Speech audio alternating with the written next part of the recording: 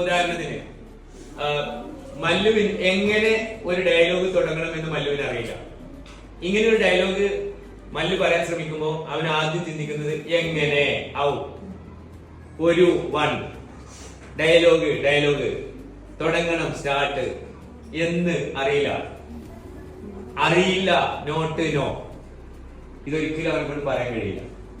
അപ്പൊ ഇതൊരു സ്റ്റേറ്റ്മെന്റ് ആണ്. ആ സ്റ്റേറ്റ്മെന്റിലെ സബ്ജക്റ്റ് ആരാണ്?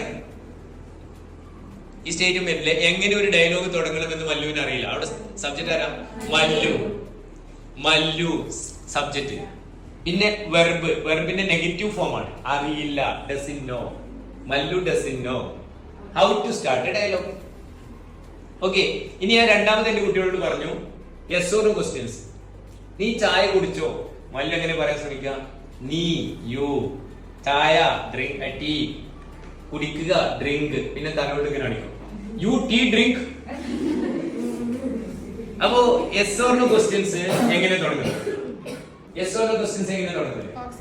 Auxiliary verb. ഉദാഹരണം ഒന്ന് പറയാൻ പറ്റുമോ?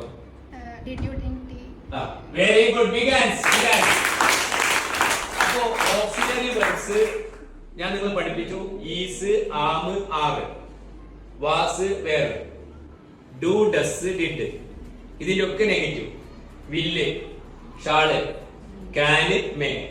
ഇതുണ്ടെങ്കിൽ നമുക്ക് ഇംഗ്ലീഷ് സംസാരിക്കാം.